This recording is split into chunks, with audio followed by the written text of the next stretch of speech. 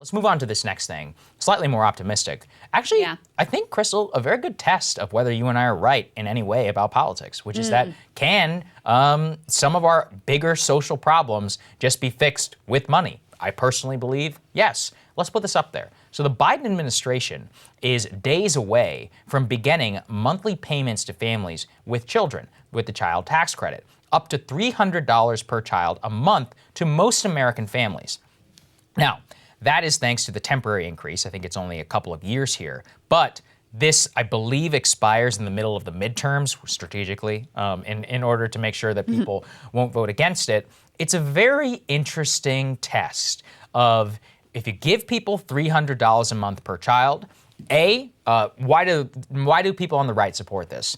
Is it going to increase fertility rate? Because a lot of moms say that the number one reason they can't have more kids is because they can't afford it. A lot of families say they can't afford either the daycare or mom or dad, anyone, wants to take off work or doesn't want to work anymore and stay home, but they don't have the financial capability. People say that they can't necessarily get married, even if they already have children because of the financial barrier. Already, I believe diaper prices are one of the highest that they've been in a long time, which is huge tax, especially on the working poor.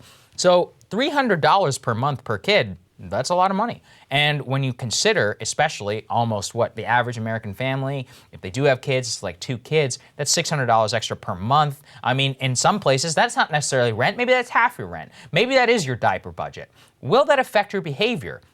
More importantly, will you remember it come election day? And because this is basically a universal program, I don't think you can take these things away.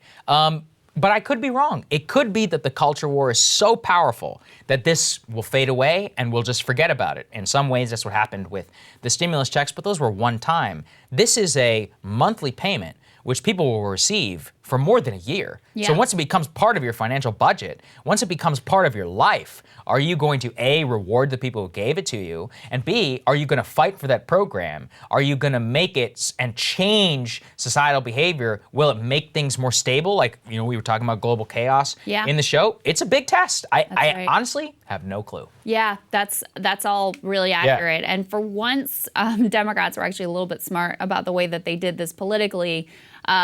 George W. Bush and then Trump, like when they give out a tax credit or a check or whatever, they're happy to like put their name all over it so everybody knows this came from me. I actually got a letter in the mail from Joe Biden letting me know about the child tax credit. And, they've done a more effective job just of marketing this of like, hey guys, you're getting this money and it's because of us. I wanted to read to you a little bit of what this could mean for families and single moms who are, right at the poverty line, who are struggling to make the budget work month to month. This is from that New York Times story. They say few places evoke the need for this credit more than Lake Providence, Louisiana. It's a hamlet along the Mississippi River where roughly 3/4 of the children are poor, including those of Tammy Wilson, 50, who's a jobless nursing aide. The $750 a month she would receive for 3 children will more than double a monthly income that consists only of food stamps and leaves her relying on a boyfriend right now. She says, I think it's a great idea. There's no jobs here. And while the money will help with rent, Ms. Wilson said the biggest benefit would be the ability to send her kids to things like camps and school trips. She said, kids get to bullying, talking down on them, saying, oh, your mama don't have money. They feel like it's their fault. And, it just gets to me to think about kids who are being bullied like that, who are struggling, who don't have, these basic experiences of childhood, who have to worry about things like whether they're going to have enough to eat. And one of the things that's been encouraging in this is, yes, this was a Biden administration effort, but there are some Republicans who've been pushing in this direction too. Mitt Romney in particular had a different plan. And this isn't revolutionary. This helps to get us closer to where most of the rest of the developed world is. And if we're not investing in our kids, like, what are we doing? If you take the sort of like heart and humanity out of it and think about just our trajectory as a nation, there is literally no better investment that you can make in our people than in childhood. In the earlier, the better. That's what all the research shows. Like the more money you invest at the beginning of a child's life, the better off they're going to be for their entire life and the more in a position they're going to be to contribute to society. We've also seen through these little trial runs of the stimulus checks that we had during the pandemic, we've seen the way that this has eased the burden for people. We've seen the massive impact that it's had on poverty. Here's some of the numbers. So among households with children, after the stimulus checks, reports of food shortages fell 42% from January through April. Another broader gauge of financial instability fell 43% among all households. Frequent anxiety and depression fell by more than 20%. And they say while the economic rebound, other forms of aid no doubt helped, the largest declines in measures of hardship coincided with the $600 checks that people got in January and the $1,400 checks that mostly they got in April. When you give people money directly, this is the old trope of, oh, they're going to spend it on booze or cigarettes or whatever, the lobsters or like sneakers is the other one that you hear all the time, particularly in like a racialized context.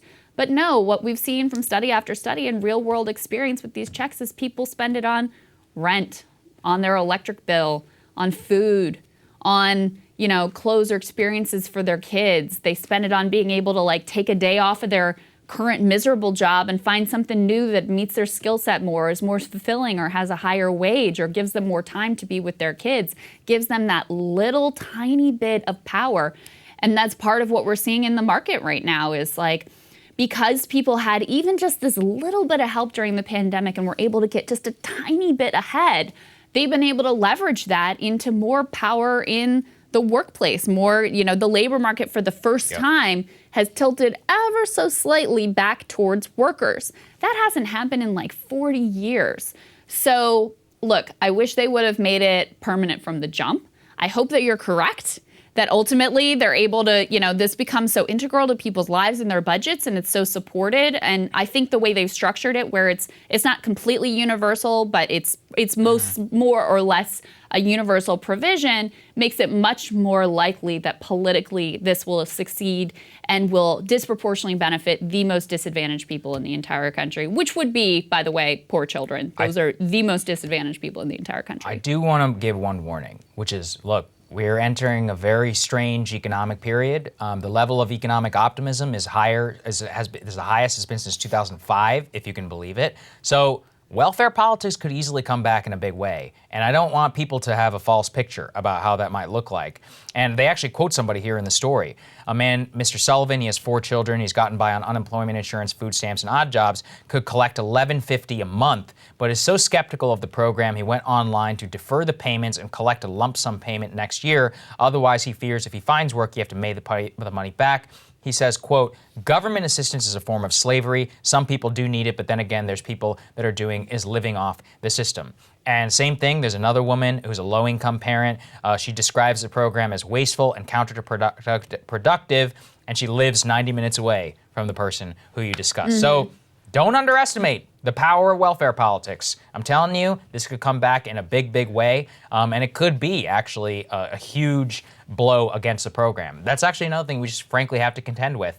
I saw unemployment insurance, for example. 52% of Americans supported ending the extra unemployment plus up. Well, what I would say, though, is that the programs that have been most successful and most politically successful in U.S. history are universal. Right. So that's why Social Security and Medicare can't touch it. But you have to pay into Third it, right? rail. That's where things get real dicey. They're universal programs. The way that welfare politics generally works is something becomes racialized or something becomes, well, this is a benefit that is just for the undeserving poor.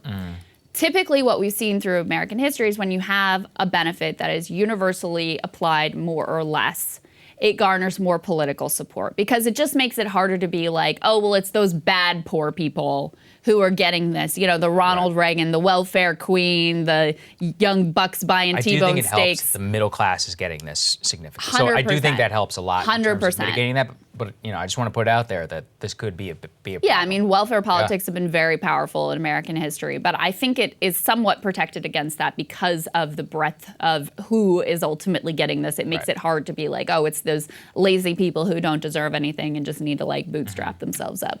Hey guys, thanks so much for watching. That's right. Just as a reminder, you can become a premium subscriber today. Watch the full show completely uncut, our reactions to each other's monologues. You get to listen to it, you get to ask us questions, all that good stuff. Link is right there in the description or at breakingpoints.com. Best of all, great way to say screw you to the mainstream media.